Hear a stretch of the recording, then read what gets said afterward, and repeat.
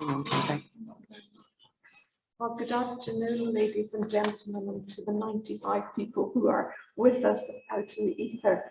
And welcome to, I can tell you it's a rainy day in Glasgow. I'm Joan Aitken. I'm chairing this afternoon with it's very distinguished panel of speakers: Greg Marsden, Kevin Anderson, Alison Irvin, Ben Still. They'll say a bit about who they are when they come to speak, so I won't take up that time. We'll, those of us who are in the room, there's no fire alarm scheduled, so we'll look after you if there is a fire alarm with exits you can see. We're going to finish this at 3:15, everybody. Those of you who are here in person, would you be kind enough to wear your face mask? For the sake of diction, those of us up here have taken ours off. This is so you can hear us. Sometimes it's very difficult for people to make out when people are speaking behind a mask. We've got an online Q&A platform using VHOT. There's leaflets on the chairs for people who are in the room to explain how to get onto it. Those of you who've signed up digitally will know that. You can, but to join it, you can go to the vvox.app and enter 118-977-561.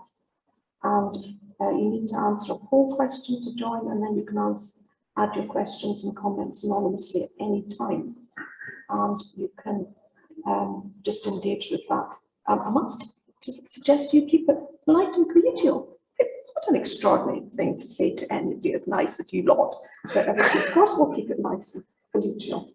So we're going to have some presentations from this distinguished panel. And then I'm going to get a chance to have some questions and discussion with them. Now I'm going to let them talk amongst them, talk along with me as well, so we get some good dialogue, I hope, from them.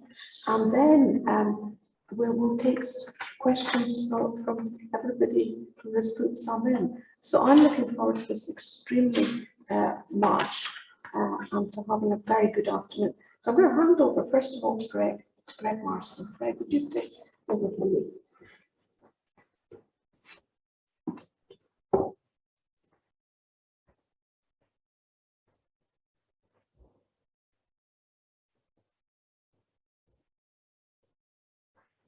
Okay, thanks, Joan. Hi, everyone here, and hi, everyone who's not able to be with us, but is here on the ether. I'm glad I haven't got Joan's complicated job of managing all of those different platforms and so on.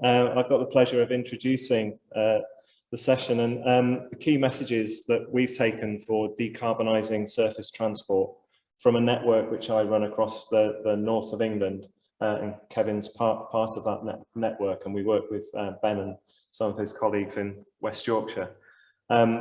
So I'm going to try and keep these as very short headline messages. I've got less than 10 minutes to go through them, and the idea is we then pick up on some of the themes in the discussion. So we're going to start with the facts. So transport's 27% of emissions, and we've got to get to zero. We've got to move away from a fossil fuel dominated system in less than 3 decades. I've been working in this field for over a decade, and we've been acting like business as usual will enable us to deliver on this scale of change. But it won't, because the scale of the challenge is just so huge, and we've got to understand this, and we've got to communicate it more effectively. So the scale is big, but also the requirement to change is rapid. It's not about what happens in 2050, as Kevin will talk a little bit more about. It's about making deep cuts early in the period in order to stick within our carbon budget. And for transport, the Committee on Climate Change estimates we'll need to make that cut by 67% in the next 15 years. And just to put that in context, despite massive technological progress in the last 30 years, we've made no change at all in our carbon dioxide emissions. So we require a step change in how fast we go. In all of the analyses that I've seen, the only pathways that take us anywhere close to that level of ambition require all of the following things on the slide there. So a rapid shift to zero emission technology, a major change in the amount of public transport and active travel we use to move around, and a reduction in overall car traffic levels. And it's great that we've got Alison Irvine here from Transport Scotland, as they've set out a commitment for a 20% reduction in kilometres by 2030. So we can't afford to pitch any of these ideas against each other and say it should be this or it should be that. It's got to be everything if we're going to make the scale of change that we need to in the time that we've got available. So the question is, how do we put that together?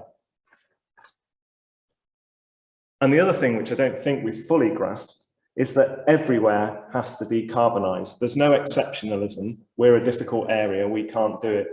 We can't go fast. We've got a fixed carbon budget, and every year of inaction makes the next year and the year after that even more difficult, or fanciful, if you like, in terms of our progress. There's nowhere that you can point to in the UK, or in fact anywhere in the world, that's ahead of the curve.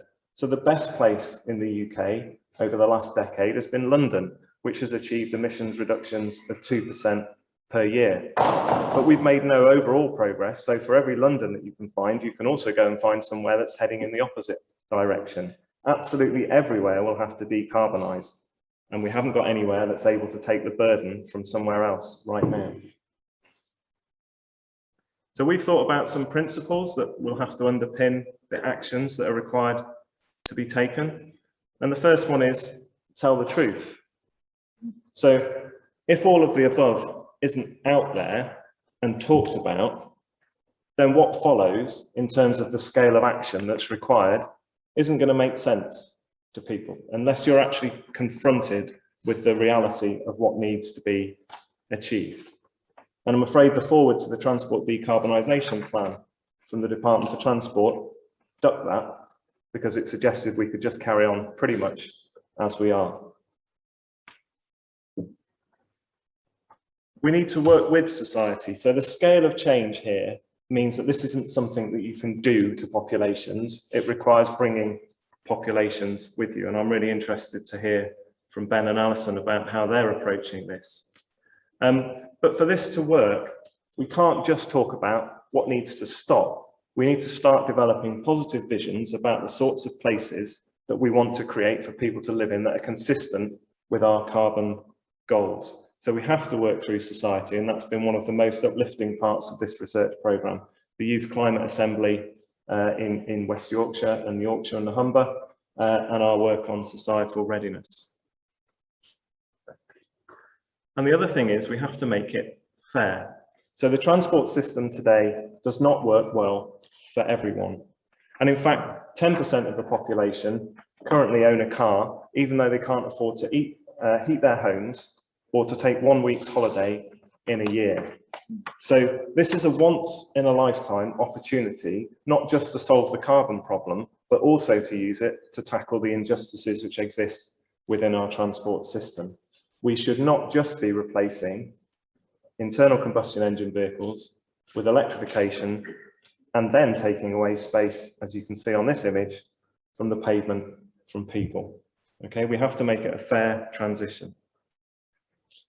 So what should we do?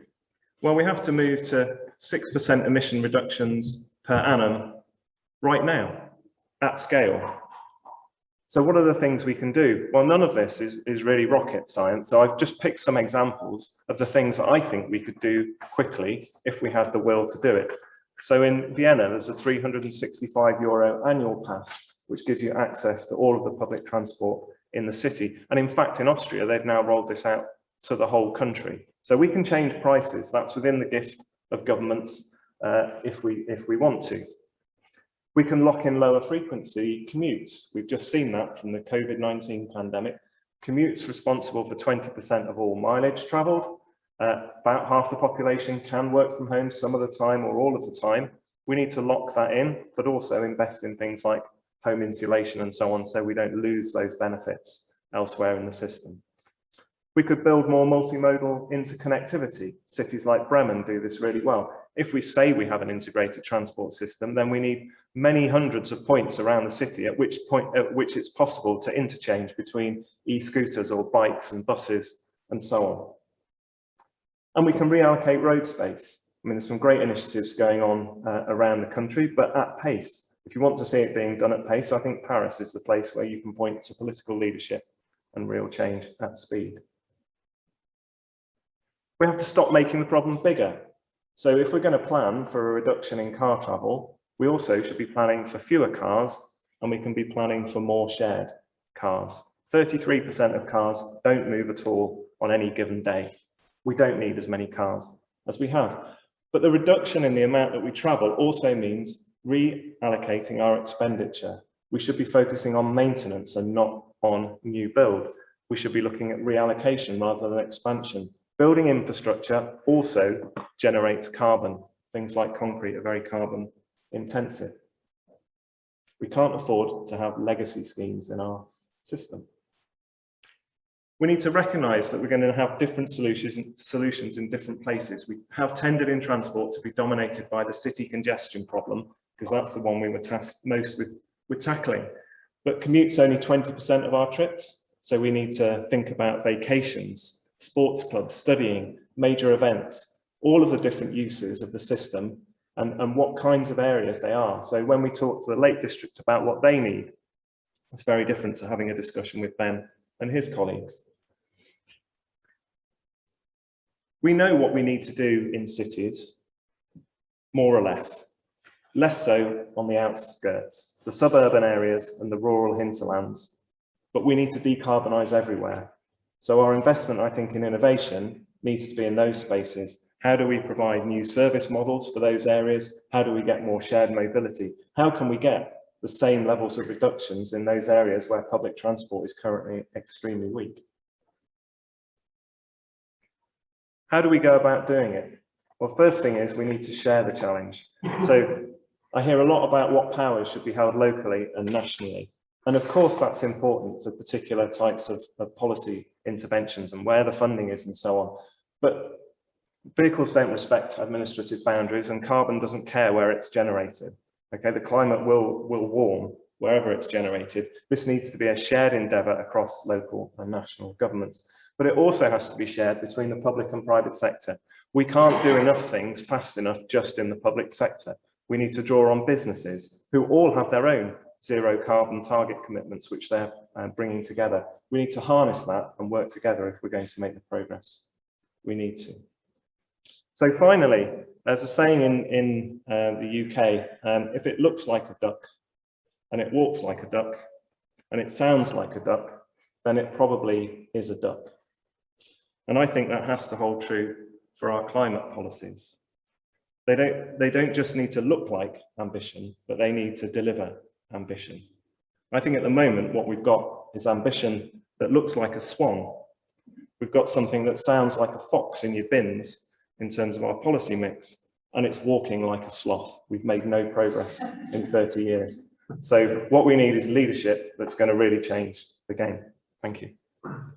Right.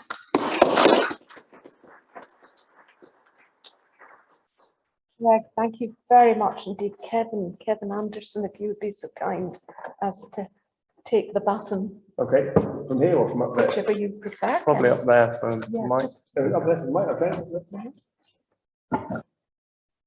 That's a bit of leadership from Greg. Yes, yeah. Okay, well, thanks very much.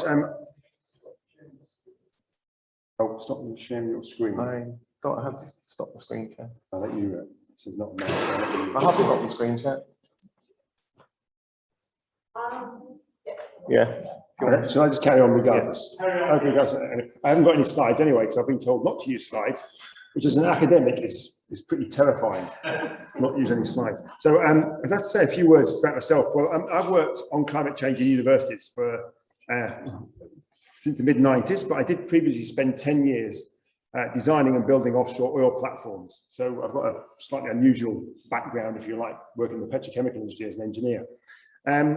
My job now as an academic, and what I've been doing for the last 15 years, is to translate the international agreements that we make on climate change to provide us with a sort of quantitative understanding of the total carbon budget that we have if we're going to respond appropriate to our commitments, but also then look at that in terms of emission reduction pathways, how fast we have to bring emissions down, and how in fact the budgets bring the policy landscape to the very near term, not the longer term, which policymakers usually prefer to think about. And we can also take these budgets down from a national level down to a sectoral level. I've been doing this sort of work fed initially to the 2008 Climate Change Act here in the UK, but also more recently being doing this in Sweden, Norway, and indeed the EU. And in fact, Norway and the EU now have agreed to develop a carbon budget framework. Their provisional work suggests their carbon budgets will be far too large. In other words, we're not in line with our commitments. But let's hope we can change that. And my focus is on energy, and particularly on the Paris Agreement to stay below 1.5 to 2 degrees centigrade. But also, for those who are familiar, we had the G7 communique in, I think it was May of this year, where the G7 countries said they want to re-emphasize 1.5 degrees centigrade. And I think if you're involved in the COPs here at all, you'll see the emphasis is about 1.5. That's fine. But then my job is to just look at the maths for that. If we want to stick to 1.5, what does that mean for us? Now, I take our commitments at face value. I assume, you may make a different conclusion about this. I assume our leaders are not lying when they sign them. I assume that they want to hit 1.5 degrees centigrade or 2 degrees centigrade. Maybe they don't, but I assume that they do. And that also, of course, our commitments are that we are to be guided by equity, that the poorer parts of the world will have longer to make the transition away from fossil fuels. So it's also really important to do that. I downscale the numbers from the latest science that we have, which in this case is what's called Assessment Report 6, the latest report from the Intergovernmental Panel on Climate Change that collects together, if you like, the wealth of academic expertise on climate change. And I take some consideration of the developing nations, and then I've looked at this with some colleagues saying, well, what does that mean for the UK? I've also looked at it for Sweden particularly, but particularly here for the UK.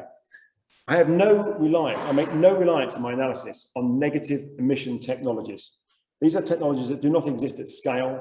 There are a few pilot schemes. Mostly they're in the imagination of a few academics, but they are assumed to work at huge scale in the future to remove carbon dioxide away from out of the atmosphere. That means we don't have to have such stringent policies today. I'm in favour of negative emission technologies, provided they meet sustainability criteria and so forth, but they are highly speculative and we shouldn't be using them to reduce our mitigation effort today. They will also be needed because you're going to have ongoing emissions from agriculture of nitrous oxide and methane. Even if the whole world went vegan, you'd probably have 6 to 10 billion tonnes of emissions from agriculture. So net zero, net part will be necessary to deal with agriculture.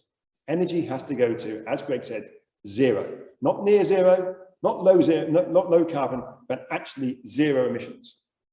What do we know from the science? Well, we know the temperature responds or doesn't respond to good intentions. It doesn't respond to Machiavellian policies, eloquent arguments, legal niceties, or accountancy scams. And in the accountancy scams, I would include net zero. You can ask me about that later if you want to. All of that is trumped by the brutal beauty of the physics. It's the physics, the chemistry, and the biology that wins out every time. It always trumps the economics, always trumps the politics. And that tells us it's the total quantity of CO2 we dump in the atmosphere that really matters, and the other greenhouse gases. And actually, when we do lots of things on renewables, if we do, that doesn't matter either, unless it substitutes for the fossil fuels. And we have to remember at the moment, we're putting more and more renewables in, but they are in addition to the fossil fuels. And so the climate doesn't care about renewables or efficiency, it only cares about the amount of CO2 molecules. The CO2 builds up year after year, day after day, year after year. We've had 31 years of abject failure on climate change at a global level. This would not, to me, suggest some humility. So I think we need to stop and reflect on this. And yet you go to the blue zone, humility is in short supply there. It's the most choreographed COP that I've ever attended, with journalists bombarded by messages from number 10, day in, day out, day in, day out. I'm hearing this repeatedly from journalists, pushing a particular agenda. We've also got, in my view, a really unhelpful sort of bringing together of these net zero challenges that some people now are saying are near 1.8 to 1.9 degrees centigrade, but that is because they're hugely reliant on these future technologies to suck the CO2 out of the air. They make incredibly optimistic assumptions about what governments are actually going to do, not what they've got in their policies, but what they might do. If you look at what's actually in the policies, if you look at the numbers, you get a very different picture. India says net zero by 2070. There is no policy landscape behind that. Nothing behind it at all. It's just a number that Modi came up with. But China's saying it will peak between 2026 and 2030 and go to net zero by 2060. That blows out the 1.5 degree C carbon budgets. Well, fine, look at the US. We've got some tough action in the US, except when we look at the emissions, even in 2030 and 2050 per capita, they will be really, really high in terms of CO2. Then we have the wonderful UK, a 44% reduction since 1990. That excludes aviation and it excludes shipping. Put those in, add in our imports and exports, there's 15% reduction since 1990, 0.5% every single year, that's all. So what we hear from all of these countries are great speeches, but when you unpick, when you open the bonnet, what you find underneath is not an EV or a bicycle. What you find is a V8 petrol engine still purring strongly. So we need to think about this. We need to peel away these veneers of concern. If we do that, what do we really get? We get the very small carbon budgets that we make. If we're serious about 1.5 degrees centigrade and we stick to AR6 carbon budgets, we have about, this probably means very little to most people, 320 billion tonnes of carbon dioxide for a good chance of 1.5. That's 8 years of current emissions, 8 years. If you want to go for a low chance of 1.5 and a better chance of 2, still a good chance of 2, then you have 15 years. This is at a global level. And remember that when we signed up to our commitments, we signed up to do so on the basis of equity, that the poorer countries have longer to make that transition. We completely treat equity with just lip service. We don't even pay the 100 billion that we admitted to agree to pay in Paris. We haven't even covered that. So if you take the equity into account, what that means for 1.5 degrees centigrade is that the wealthy countries need to be zero emissions by about 2030, at the very outside 2035. Zero emissions from energy, planes, trains, ships, cars, industry, everything. Hugely challenging. We should have started in 1990 or 2000 or 2010. It's 2021 and we still haven't started. The poorer nations have about 10 years longer than that. What we're talking about here is something like the Roosevelt New Deal or the Marshall-style reconstruction of Europe after the Second World War. This is a fundamental change to every facet of contemporary society. It is not bolt-on to business as usual. It asks profound questions of our economic system, of issues of equity, of all those things that are there. We are facing radical cuts in emissions. Either they will be through mitigation, or they'll be forced by the fact that the climate will require us to change because it'll be 3 or 4 degrees warmer and it'll be chaos. We have some control over the former. We can reduce our emissions in a controlled manner, or we can wait to have it forced upon us when there'll be no control at all. And that choice is still ours here today in COP in 2021. So thanks so much.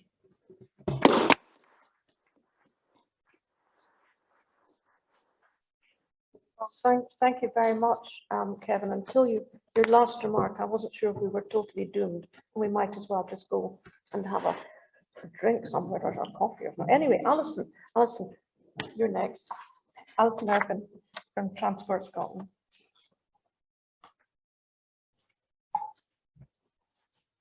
Good afternoon. Can I just check you can hear me? Good, good. So can I just say this is the first time I've been out in real life doing a real event for the best part of 18 months. So if I'm a bit rusty, please forgive me. My name is Alison Irvin. I am the Director of Transport Strategy and Analysis at Transport Scotland. Transport Scotland is the Scottish Government's national transport agency. So think of us as a bit of a combination between the Department for Transport, Highways England, bit of Network Rail, and a bit of everything else. So we do that on behalf of the Scottish Government. My job includes responsibility for our national transport strategy, setting our future investment priorities, and indeed for climate change policy. And I'm delighted to be here today and slightly nervous to be talking after Greg and Kevin, but nonetheless, I'm delighted to be here today. So just want to put a bit of a Scottish lens on some of the things that have been said already. So Scotland has ambitious targets for climate change. We have said that we want to reach net zero by 2045 as opposed to 2050, which is the UK government level. Our Parliament last year set even more ambitious targets for 2030. We've got a 75% reduction by 2030, which is more ambitious than the Climate Change Commission said that they think is achievable. But having ambition isn't enough. You know, we've set the ambition, now we need to focus on delivery. So we are now indeed focusing on delivery. A few interesting things about the politics in Scotland. An SNP administration who this year has set itself up in a cooperation agreement with the Scottish Green Party. If you've not read the Butte House Agreement, in particular the transport section, which I think is excellent, then I would have a look at that because it actually signifies a real shift away from the ambition into the delivery of the actions that the government needs to take. But it's not just about us, no, it's about society as a whole. And I would say one of the good things about transport is that we actually know what we need to do. We know that we need to go as fast as we can on all the technologies, on all of the different modes that we know about. But we also actually need to focus on reducing car kilometres as well. And I suppose my final kind of a few statistics just to throw at you. In Scotland, transport is the biggest emitting sector. We are 29% of emissions. A couple of weeks ago, we were at 34%, but we did some maths with peatlands, and lo and behold, we've come down. But actually, the basic thing is exactly the same. 40% of that is down to car travel. 40% of our emissions. We do include international shipping and aviation in our statistics, which is quite uncomfortable, but at least that we can see that we would do it. We published last month a report produced by Element Energy on decarbonising the Scottish transport system. That was done in conjunction with Professor Gillian Annabel, who knows a colleague of Greg's and Kevin's. Again, if you've not read that, I would suggest that you take a look at that, because it lays bare the extent of the challenge that we have within transport and in Scotland. So we have, as Greg has already alluded to, made a commitment to reduce car kilometres by 20% by 2030. And we do not underestimate the challenge associated with that. Once you get into the realms of asking people to make different choices about the way in which they live their lives, then you get into quite a different political dynamic. But we think it's a good thing, and we think it's the right thing to do. And if I'm being honest, it's the only way in which we're going to be able to achieve our 2030 target. If we manage to remove the amount of cars from our road networks, not only does it improve our emissions, it improves air quality, it gives us more space for active travel, for children playing, and for all the things that we want for our society to make Scotland a nice place to live. So that is the focus, I think, of our work at this point in time. So how are we going to do that? Well, there are some obvious carrots associated with that. There are also some sticks. Road space reallocation, including on the trunk road network, will be a big part of what we do. We've had announcements on bus priority funding over the last couple of years, where we're working with local authorities to give more space to the bus network, which I think is really important. A real shift in policy to support the 20-minute neighbourhood concept, about creating places where people can get access to the goods and services that they want within a 20-minute walk. Slightly more challenging in some parts of our rural networks, rural parts of our country, and we will probably adapt the solutions there. And I think that's quite an important lesson, in as much as there is not one size that fits all. I think, just to finish, just conscious of time, Joan, and not wanting to give you too much anxiety as the chair, one of the things that's really important from a Scottish Government perspective is around a just transition, and making sure that people who are most likely to be impacted by the negative effects of cars and emissions on our networks are the ones that are not asked to pay the most, and that equally benefit from that shift in political narrative and policy. So that those kind of principles, those just transition principles, underlie a lot of what we do. We will be publishing our route map to get to the 20% commitment in the coming weeks. We're probably at the peak of frantic activity back in our houses, because we're not back in the office. We will also be publishing our strategic transport projects review, which will set out our investment recommendations based around our sustainable mode hierarchy and our sustainable investment hierarchy. And I would hope from all of that you would see that we are actually listening to what our academics tell us, because it is vitally important to support the policy development work that we do. And then the final thing I want to touch on is just a bit about accountability.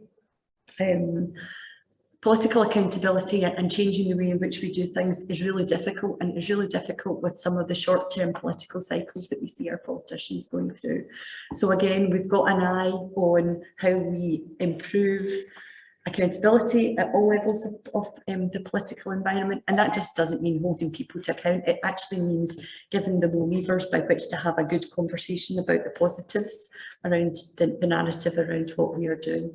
And that is a piece of work that we will be doing, looking at transport governance within Scotland, which will touch on all levels, including the National Transport Agency, much to some of my colleagues' discomfort, but looking at the regional government and indeed local authority responsibilities as well. So quite a lot happening, quite an exciting time. I hope that has been interesting and relevant to you, and maybe giving you some food for thought, and look forward to a nice discussion with you later. Thank you. Thank you, Alison. The next speaker is Ben Still, who's going to give us a view from West Yorkshire. What a lovely thought, a view from West Yorkshire. Hello, good afternoon, everybody. I'm going to do something really silly.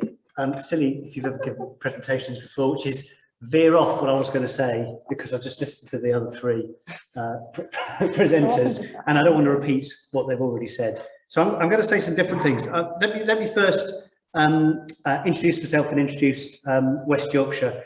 I'm Ben Still, I'm Managing Director of West Yorkshire Combined Authority. What is a combined authority, you might be asking? That's a really good question, and not an easy one always to answer either. It's a layer of political government across different parts, mostly the metropolitan parts of England, and we have a directly elected mayor who is in charge of the combined authority, but it's also a partnership with the 5 unitary authorities that also make up West Yorkshire. So combined authorities, and they're not new, they've been around for 7 or 8 years, but they're in a context of the political structure, they're fairly new organisations. They're tasked with combining thinking around transport with thinking around economy. That's the legislation that underpins them. So you notice the word environment is not in there. We'll come back to that in a second. The West Yorkshire is about 2.3 million people, about 1 million jobs, comprises some big cities in the north, Leeds and Bradford, Wakefield in particular, and places like Huddersfield and Halifax. Some stats just to kind of give you some context for some of the remarks I'm going to make in a minute. It's a diverse place. Okay, so over 18% of people identify as BAME. There's large other white ethnic communities as well. The GVA, the gross value added in economic terms, is about 86% of the English average.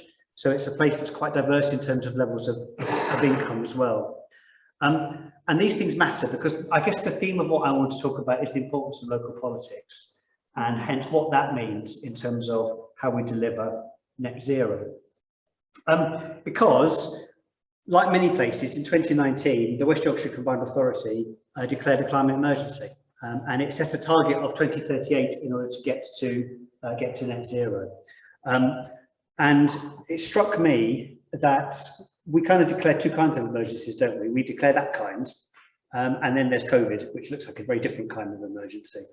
And I don't think that we are there yet in terms of defining what the carbon emergency actually means. And COP and these kinds of events are really important in trying to explain that to people, because although there's a big focus here about international and national level politics, local government and hence local politicians have got a massive role to play in actually implementing many of these policies, and it is not easy for them.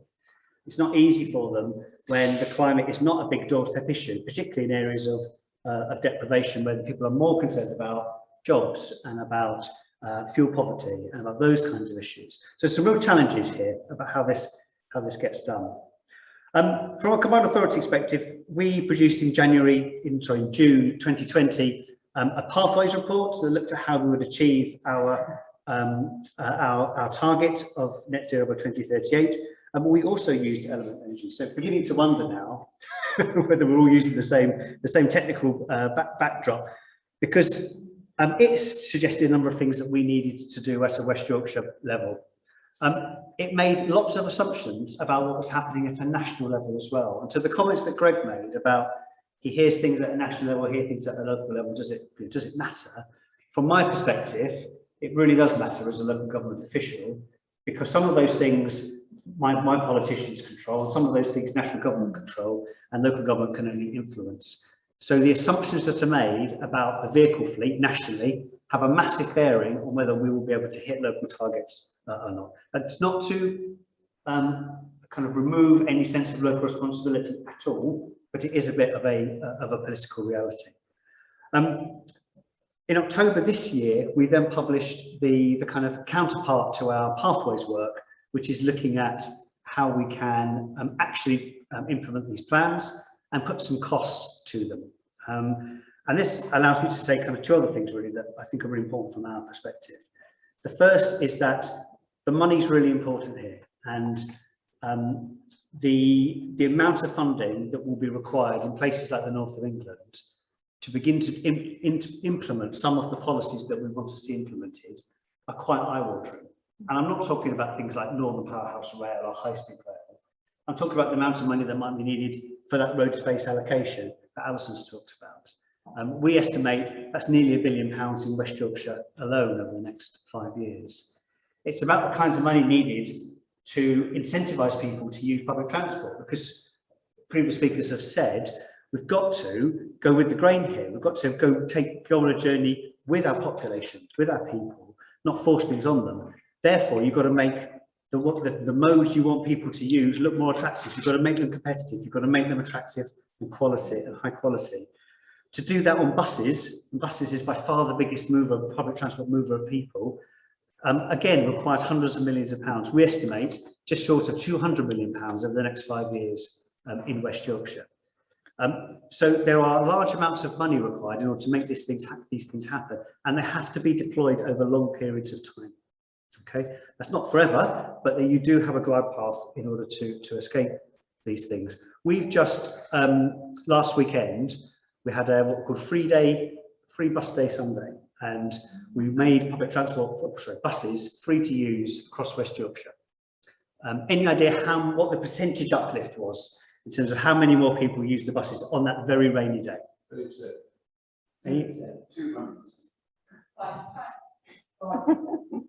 Right, really good guesses. And we had all those guesses as well in different studies. Our answer is about 13 to 14%. That's making it free for a day. Now, okay, it was really rainy. 13. But there is clearly a long way to go to make public transport attractive to people. Okay, and I might talk a little bit more about how we do all of those things. So I wanted just to end, therefore, by saying that I think locally our politicians are very much up for this challenge. They don't see it as somebody else's problem. They want to play their part, but it is a part, and they're having to grapple with all of these other political priorities that I've tried to share with you this afternoon. So devolution is really important from where I'm sat, because that's what gives certainty about funding. It's what gives local voice and mandate. The points that have been made about making sure that the policies are progressive, that they don't hit hardest on the poorest and the least able to pay, are absolutely critical. And politicians will not cross those boundaries, certainly in West Yorkshire. So we have to go with that grain. And we finally have to be as innovative as we can be. People are up for trying new things, but it takes time. And I think this is a long-term game that we're all going to have to recognise. Thank you very much.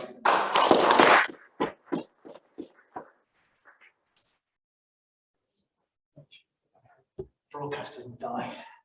Oh. Oh, that's very kind. Thank you. Well, I hope you can now hear me better.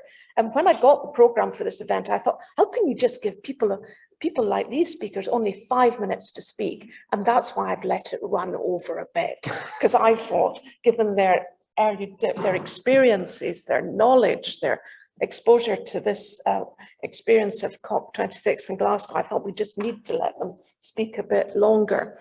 But I'll shorten this dialogue that we're going to have between ourselves so that you can ask questions as well. So I'll keep to that bit of the script. Kevin, you're so angry in some ways, aren't you?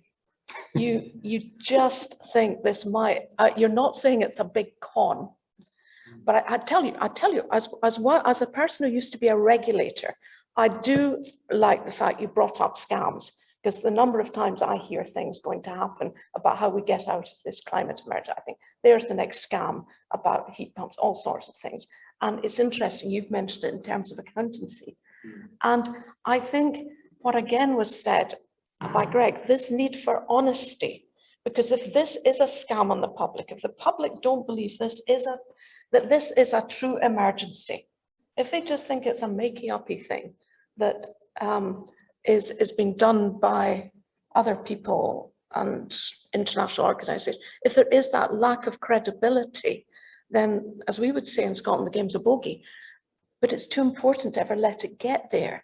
So I thought, you know, when you were finishing off your remarks, I thought, crikey, we're doomed, you know, but I don't actually think you think that. I think you do think there's a possibility to get honesty and action into the system, or am I wrong? No, without a doubt, I think to stick to 1.5 looks incredibly challenging, if not impossible. Mm-hmm. To hold below 2 is probably just about viable, but not if we just keep thinking it's a bolt-on business as usual. The previous debate this, I sat next to one of the speakers just literally an hour and a half ago, Jackie Peter from Namibia, which is one of the youth people in Namibia. And you hear that they are living through, and some of them are dying with, the climate change that we have chosen to knowingly impose upon them by not putting in policies over the last 30 years. The first IPCC report came out in 1990. That's before her parents had met. They were probably still at school. And we've done nothing in that time significant that's brought our emissions down. And we have known, we knew that was going to impact the poor people around the world. So there, a degree of sort of stopping being a bit angry, and then I think some humility, and then about some action is absolutely key. So I think there is real scope. That's one of the reasons I was deeply involved in the Scottish Climate Assembly, and I was really heartened by that. But the hope to me does not emerge at the moment, and maybe it's different in Scotland, and I apologise if that's the case. The general hope does not emerge top down, not on climate change at the moment. The leaders in COP, in the Blue Zone in COP, are favourites. Leadership is occurring bottom up by civil society groups, by some of the youth movements. They are demonstrating the scale of challenge that is necessary, that is not being covered at all by the leaders. So we hope it's a partnership between the two. At the moment, only one part of that partnership is actually working. I'm a retired solicitor. The solicitor in me thinks litigation. Will litigation do it?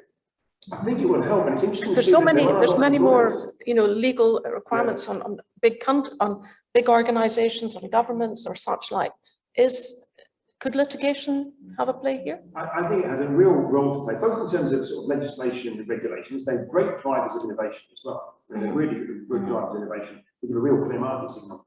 But at the moment, the litigation that seems to be driving part of the agenda is actually people taking their governments or companies to court. Now, this has happened. I've recently provided some scientific evidence for some Czech people to take the Czech government to the court because they're not delivering on their commitments. There's discussion about doing that in the UK. Jim Hansen was doing that as climate scientist in the US. There are cases all around the world now where governments and large companies are being taken to court because the rhetoric that has spouted for so long has been called out. Now, whether these are successful or not, it's hard to tell. I also get involved a lot with planning inquiries. They're really important planning inquiries, like the ones that come down to the local environment. And in planning inquiries, it's really, again, important that we get a climate change dimension in those things when we think about airports and roads and so forth, that the climate is brought up there. So the legal framing is absolutely key, and it would be part of the move in the right direction.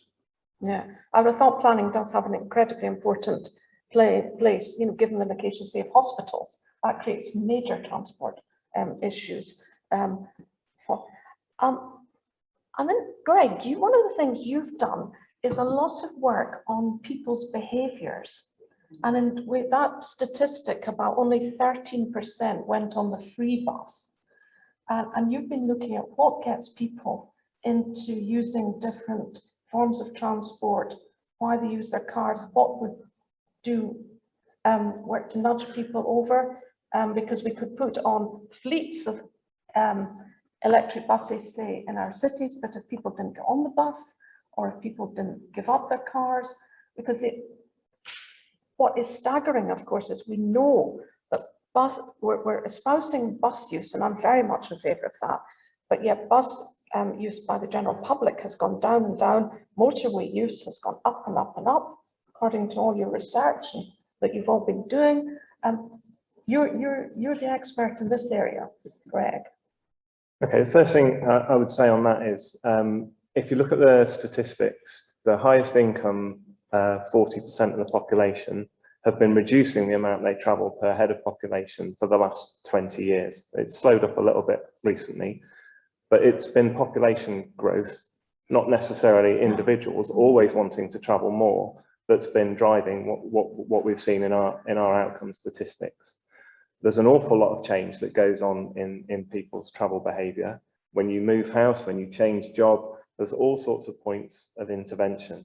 I've changed my position on what needs to be done in the last 2 or 3 years. So I think actually, particularly with COVID, we are facing next year a real problem if the emergency funding gets taken away. I do not believe that the market can cope with what will follow from that, other than to go into a cycle of decline. So I actually think, already the government has been putting, before the pandemic, about 50% of the cost of public transport has been paid for by the government. We just need to take control in a one and say, right, we're going to run it as franchises, we're going to scale up. This is a response to an emergency. If you want to create the Vienna system, you've got to pay for it. And I think it's going to have to be paid for by a redistribution of taxes from driving to public transport. We can't nudge. The scale of change, and it's going to require a plan. You can't just do it over. You can't just double bus provision overnight in cities. You'll know, like the challenges of getting drivers and so, but it requires that scale of ambition. Otherwise, it's just hard to see what will happen. What's the 20% mileage going to, what are these people going to be doing instead? So we've got to provide a really high quality alternative. So I think actually we need to challenge ourselves about all the logics of markets and how we try to manage it and say, look, now's the time, because we're spending so much money on it and we haven't got the levers to control as much of it. And I wouldn't have said that 5 years ago. Yeah, whenever I look at some of this, especially in terms of fairness in what happens, you actually come back to should buses be free? When we're doing the Glasgow bus partnership at the moment, we certainly are looking at bus fares. There isn't the money I'm looking around to do making it free. But the 22-year-olds being able to come in at the end of January to have free transport in Scotland is going to, we hope, it'll be very interesting to see what happens. Going to you, Ben, I was hugely interested in what you said about local politicians, and also in the context that you've got your mayoralty, you've got your regional structures within England, so that you can actually be a force against central government, and you've got the scale, you've got millions of people within your areas. It is, as you have said, it is genuinely difficult for local politicians to bring in new thought. We see this whenever there's discussions about low emission zones, any parking restrictions. Politicians are attempting things in Edinburgh at the moment. There's stuff in Glasgow. It is with your mayor, with your good self, can local politicians actually do it? Or and secondly, is there something about the regional politician or the regional message that can do it in a different way?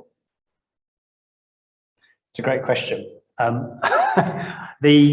So I think the national government that created the mayoral model thinks it must, and because the idea that sits behind having regional mayors or city region mayors is to have a single point of accountability who can be responsible for driving those policies forward. I don't think it solves the problem of local ward councillors having to account for the needs of their citizens. That don't always clash, don't always fit nicely with that, with those bigger picture politics. It's the point about leadership and mandate, isn't it? You need both of those things, but they've got to come. You've got to have them in equal measure. And so, actually, politicians, part of their role is about persuading people that this issue is actually worth the emergency measures that were being talked about at the moment. Can I just say one thing about buses as well? Is that just to come back on Greg's point, really? Because I completely agree with what Greg has said. Although one of the odd things about the franchising model, so taking buses back into public control, where the public sector specifies the network and specifies the fares and pays the difference between what the revenues and the costs. That's a quasi-legal, it is a legal process as implemented. So actually, it's really difficult to get mayors or other politicians locally to say, is this something you really want to do? Because they've got to opine on a business case. And it's one of the challenges really when politicians want to set a direction, want to give leadership, but actually have got to be very mindful of the legal framework as well. Yes, I'm very mindful of that framework as a traffic commissioner. Obviously, I had to deal with some of those issues, and I, as one who's been brought in to do the steering group with a partnership in Glasgow, where there are people who'd like the remunicipalisation of buses. And as one who's old enough to remember when buses were municipalised, I kind of see it as it's almost a side issue. You know, I feel that the time and energies that are going to be expended on that, when we have the energy, we have the emergency and the imperative to do something, I think there is a lot of imaginative things happening within the bus industry itself.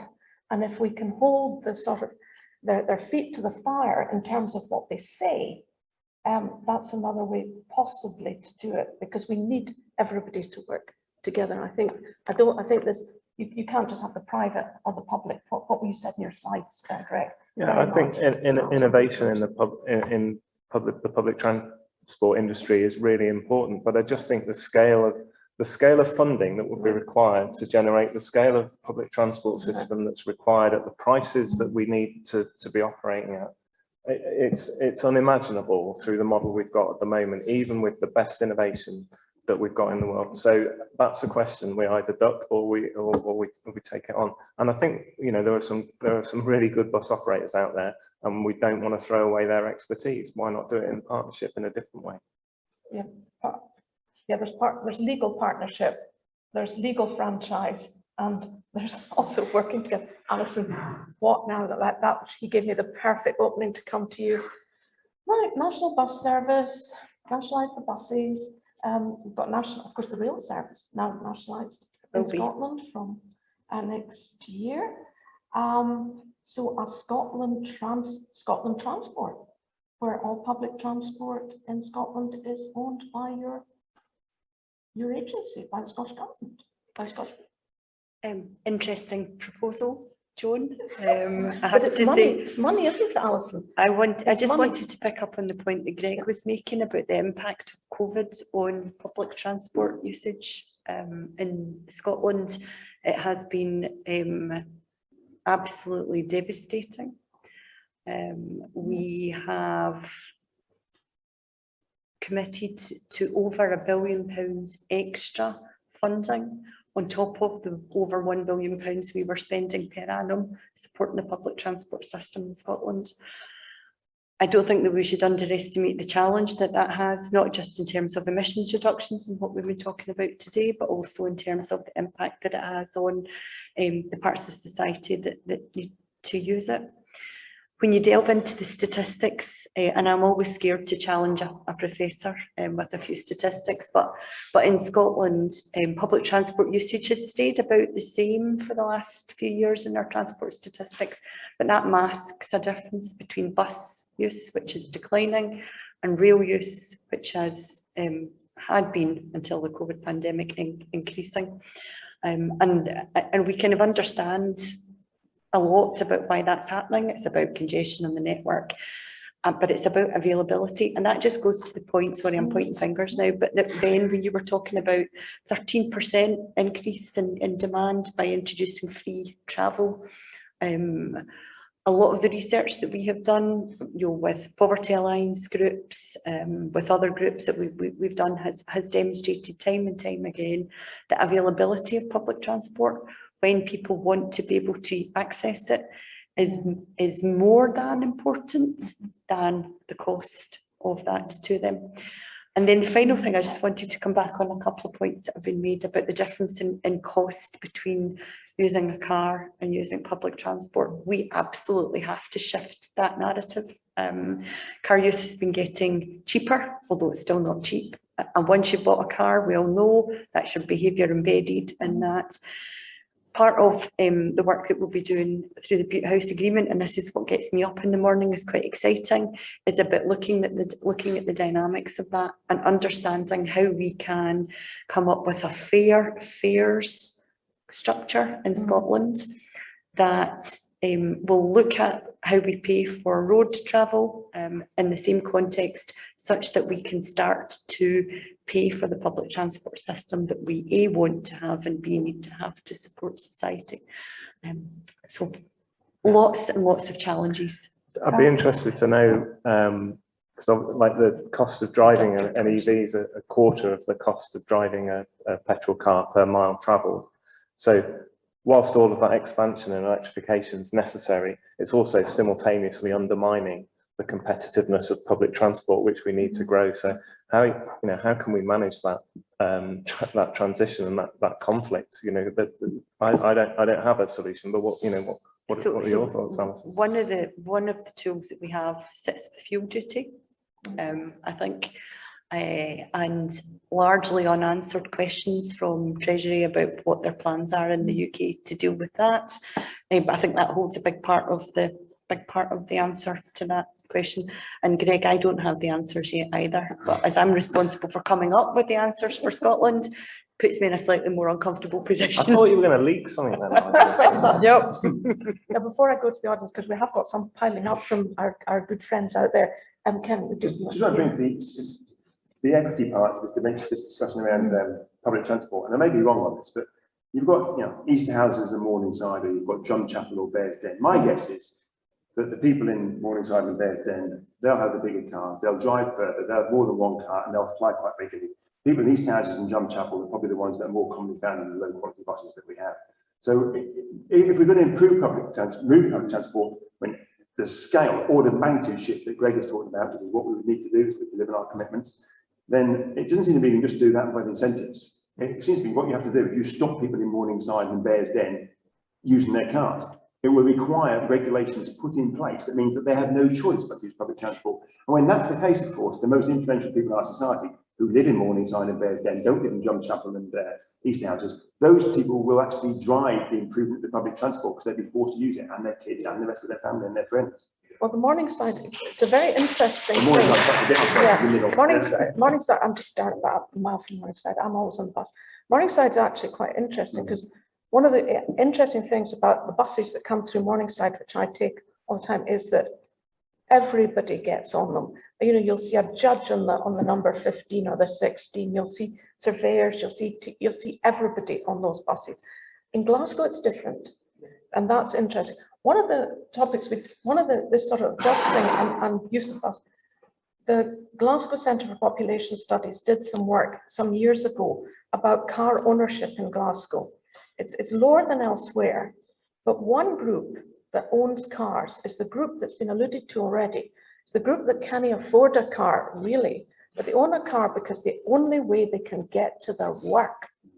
And that's one of the problems about how we deal with this issue, because there are some folk that the journeys they have to do at the times of day and to, say, industrial estates or to wherever, their journeys are actually almost require, well, do at the moment require a car.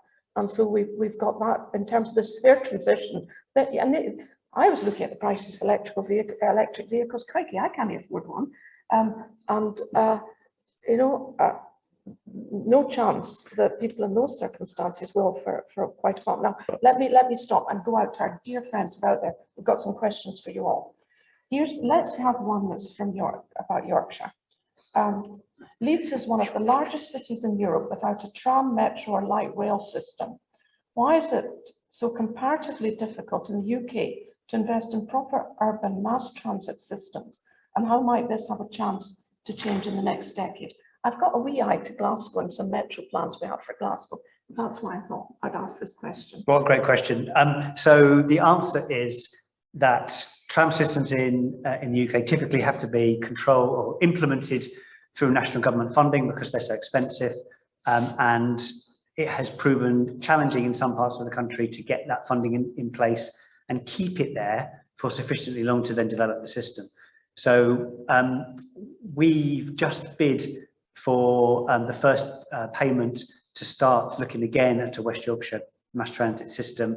I'm much more confident now because we have a bit more devolution, and therefore we have a stronger local political leadership and a consensus that this needs to happen. And we've got a Department for Transport that recognises the amount of money that these things cost. So we estimate it's going to cost about £3.2 billion to build the tram system for West Yorkshire that we think it needs in order to do all the things that Kevin and others have been saying, actually, because public transport's got to be attractive. It's got to go where people need it to go. But mass transit's got a role to take cars out of high demand corridors. At the other end of the spectrum, we've got lots of people in low density areas where different kinds of bus services, a dial-a-ride or on-demand services are going to be necessary to capture those people and give them an attractive offer as well. Two questions which are slightly related. I live on the, sorry, this is the questioner, not me. You all know that I live near in bits of Edinburgh. I live on the north coast of Scotland. My nearest largest town is Inverness, a 200-mile round trip. I have a 30-year-old diesel Land Rover. When will mass rapid transport be free at point of access? My nearest train station is 40 miles away. Hold that. Next question, are there any successful pilots for how to reduce rural transport carbon? Anybody like to pick this one up?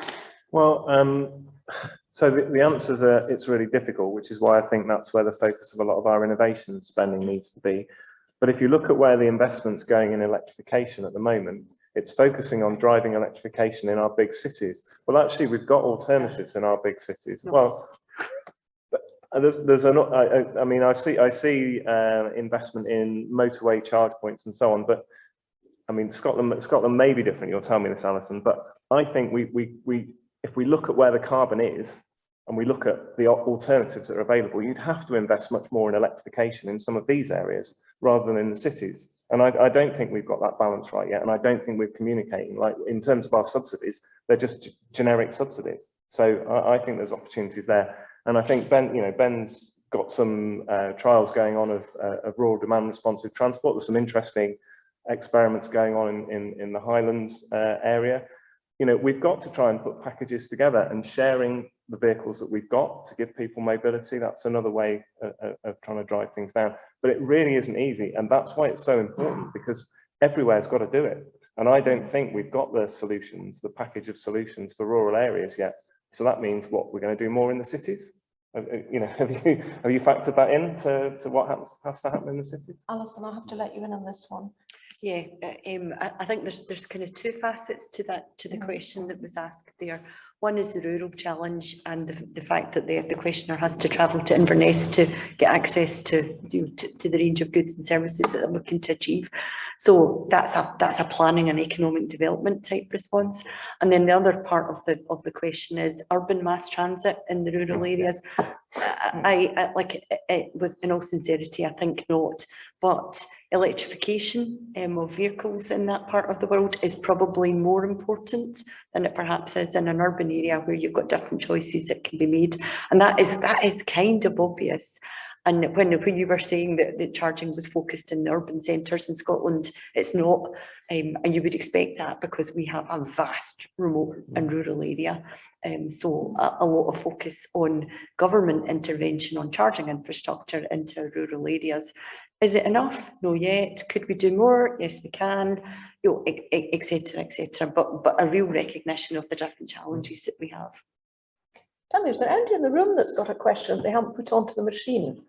Oh yes, in the front. Just to add to the question, the first question about tram systems.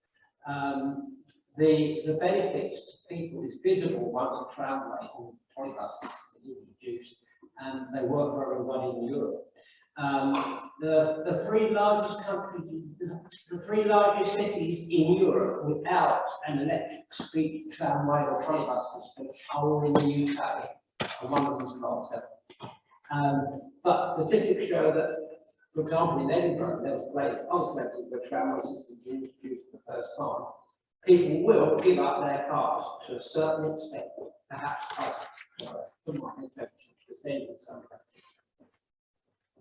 Anybody else in the, yes, at the front there?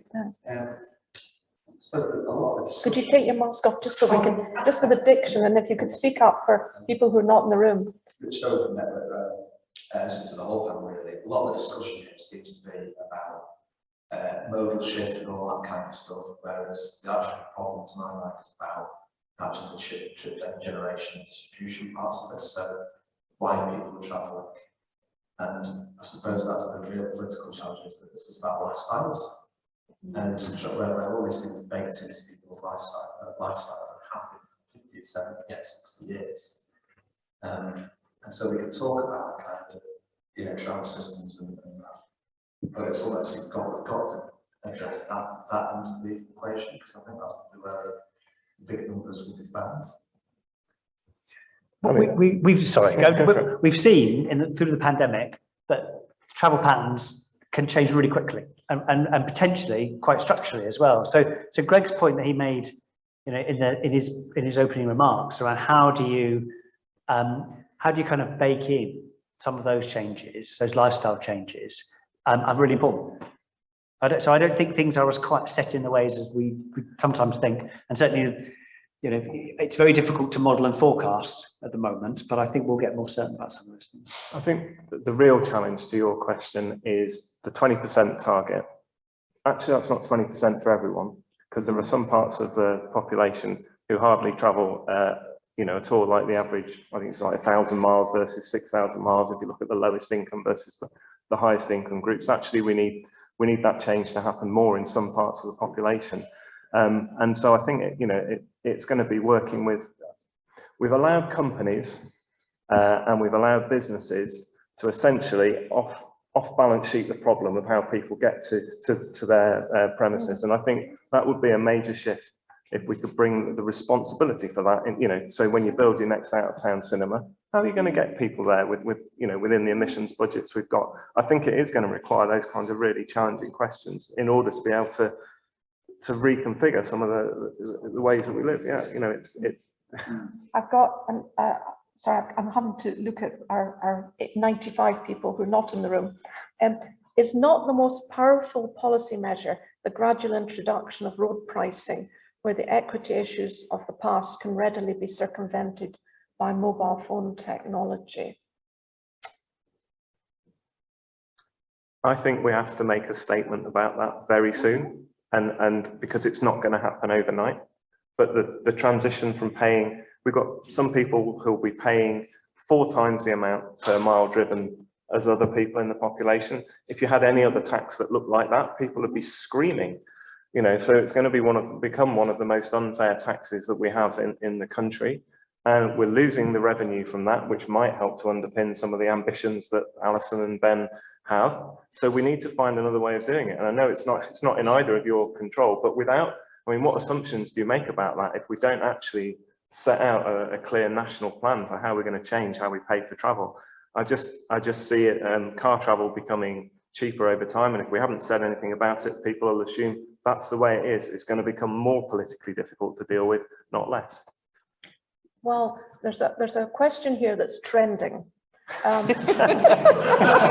only we knew what that was, Joan. This is a new toy for me, Alison. We're enjoying this. And everybody everybody's anonymous. Nobody's declaring who they are. What a shame, eh? What evidence or what else? Does that mean what evidence or what anecdote or funny stories?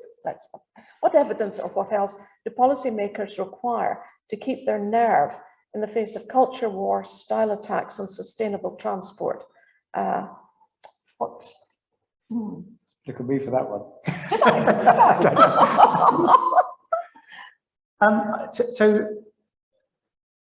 So I think that politicians are, certainly local politicians, are committed to the climate targets that have been set locally. But as I tried to describe, that's up against some not necessarily competition, but other priorities as well. And we as people that kind of advise politicians will get better rates of success if we try and align those in the same direction. If we can find local policies that reduce carbon that also reduce inequality, those kinds of policies. So things like retrofitting homes to reduce fuel poverty.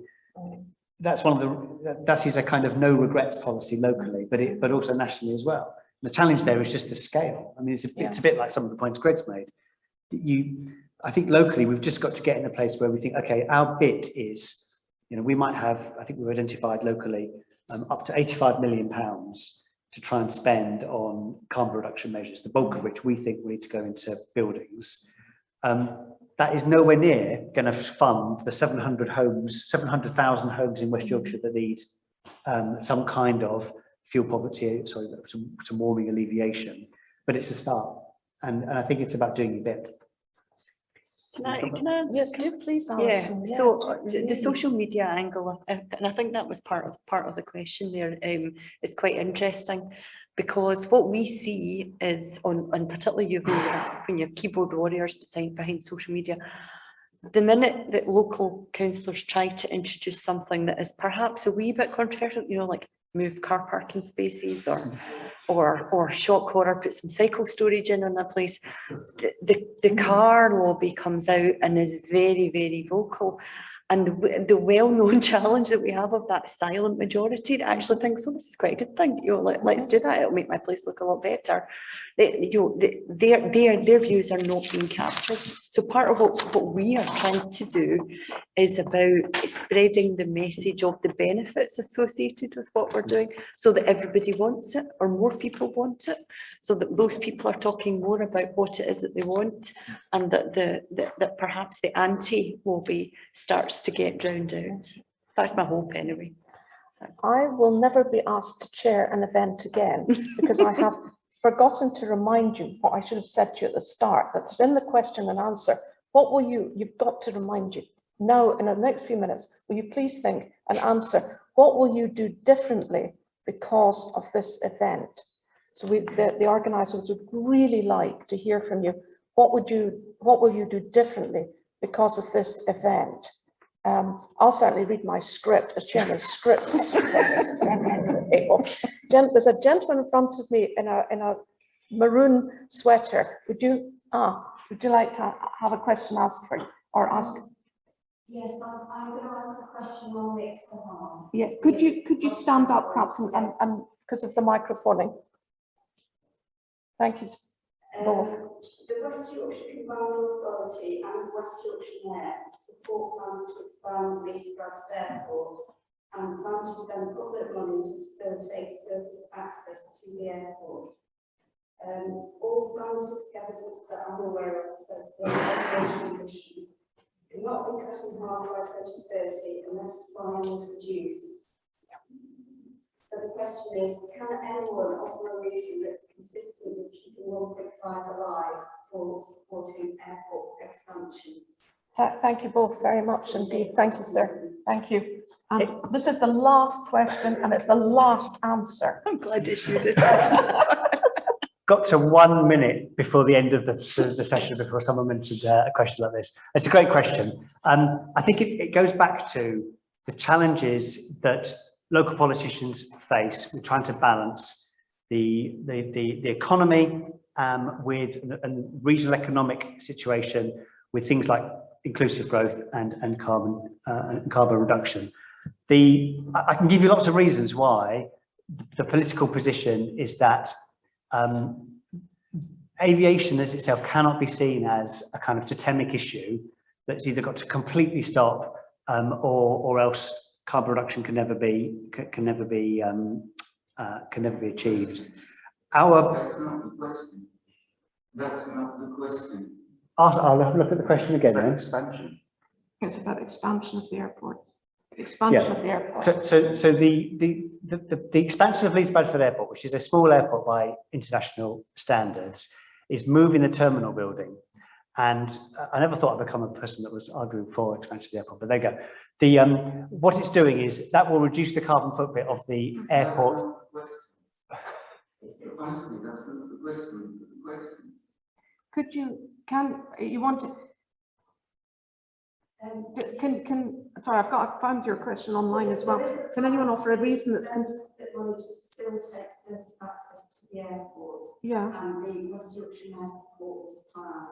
Or can you offer any reason that's consistent with keeping 1.5 alive for supporting any airport expansion? No. So the issue. let me try and answer the question as best I can. Okay. in the scheme of the carbon footprint of West Yorkshire, aviation is a tiny proportion. It's less than 1.5%.